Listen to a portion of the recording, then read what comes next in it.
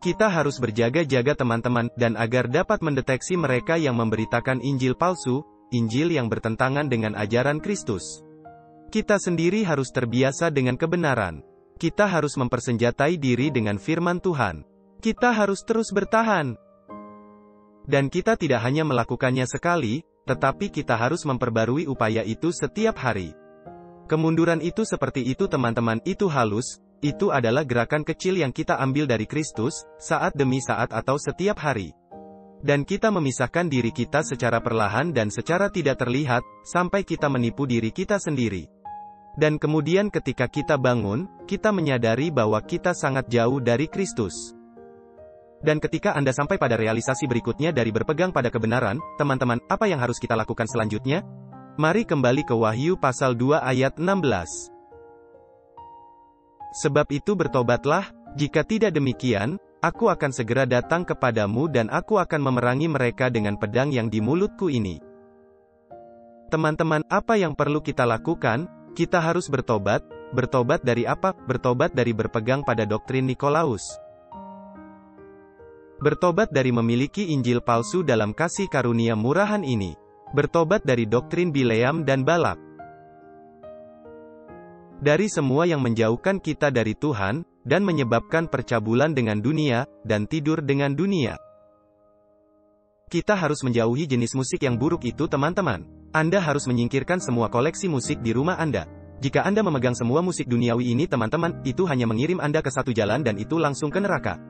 Kita harus berpaling dari semua itu. Dan Anda tahu, gereja Efesus, mereka diminta untuk bertobat juga. Dalam Wahyu pasal 2 ayat 5, kita membaca, sebab itu ingatlah betapa dalamnya engkau telah jatuh. Bertobatlah dan lakukanlah lagi apa yang semula engkau lakukan. Mereka perlu bertobat dari meninggalkan kasih pertama mereka, jika tidak Tuhan akan datang kepada mereka dengan cepat juga untuk melakukan apa? Dan aku akan mengambil kaki dianmu dari tempatnya.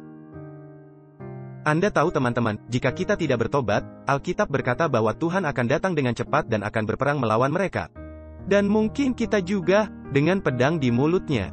Anda tahu, dia tidak akan menggunakan firman Tuhan ketika dia datang.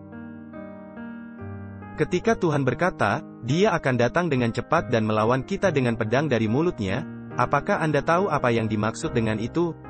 Dalam Wahyu pasal 19 ayat 15, Alkitab mengatakan ini.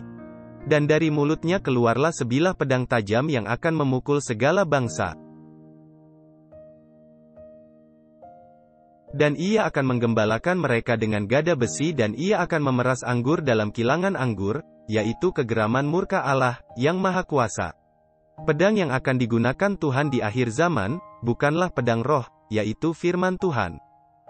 Itulah yang harus kita gunakan hari ini. Tapi yang akan dia gunakan adalah pedang surgawi, yang disebut murka Tuhan, teman-temanku.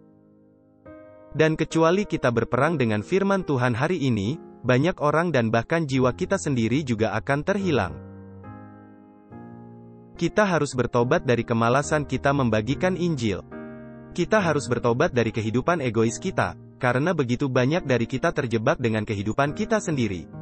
Dan kita pergi sepanjang minggu dan kita melihat ke belakang dan berkata, Tuhan, saya tidak melakukan sesuatu yang buruk minggu terakhir ini. Saya tidak pergi berbohong atau saya tidak pergi dan mencuri barang siapapun. Saya sudah jujur ya Tuhan, tetapi banyak dari kita tidak berpegang teguh pada iman kita. Kita terjebak dengan keamanan diri kita sendiri, berpikir saya menjalani kehidupan yang baik. Jadi Tuhan, oh, itu aku, bukan kamu. Jadi aku tidak perlu mempelajari firman Tuhan sebanyak yang dilakukan orang lain. Engkau telah mengubahku, tidak menyadari bahwa kita sedang mengalami kemunduran di bidang lain kehidupan kita. Dan Tuhan berkata, jika kamu tidak mau berubah dan mengibaskan debu dunia, setitik debu yang menodai pakaian kebenaran kita, ya.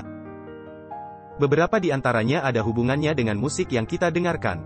Dan jika kita tidak mulai bertarung menggunakan firman Tuhan, banyak dari kita akan tersesat di akhir zaman. Dan pada akhirnya, Tuhan akan meminta pertanggungjawaban kita karena kita tahu kebenarannya. Kita tahu kebenarannya, tapi kita tidak melakukan apa-apa. Dalam Wahyu pasal 2 ayat 17, saat kita hampir selesai teman-teman, Alkitab mengatakan, siapa bertelinga, hendaklah ia mendengarkan apa yang dikatakan Roh kepada jemaat-jemaat. Barang siapa menang, kepadanya akan kuberikan dari mana yang tersembunyi, dan aku akan mengaruniakan kepadanya batu putih. Yang di atasnya tertulis nama baru, yang tidak diketahui oleh siapapun, selain oleh yang menerimanya. Teman-teman, apa yang harus kita kalahkan hari ini? Kita harus mengalahkan doktrin Bileam dan Balak. Kita harus mengalahkan doktrin Nikolaus. Semua doktrin palsu itu, semua keamanan diri yang memberitahu Anda bisa tetap seperti Anda, jangan khawatir, Tuhan masih mengasihimu. Yang perlu Anda lakukan hanyalah percaya, dan Anda akan diselamatkan. Anda tidak perlu mengubah musik buruk Anda. Anda tidak perlu mengubah cara Anda berpakaian. Anda tidak perlu mengubah cara makan. Anda tidak perlu menguduskan hari Sabat. Yang perlu Anda lakukan hanyalah percaya. Apakah Anda mengasihi Tuhan? Ya, Anda baik-baik saja. Kita harus mengalahkan cara berpikir yang bengkok itu, teman-teman. Yang tidak diajarkan oleh Alkitab. Bagaimana kita harus mempersenjatai diri dengan firman Tuhan dan berperang? Itu bukan pekerjaan pendeta saja, teman-teman. Itu pekerjaan setiap anak Tuhan.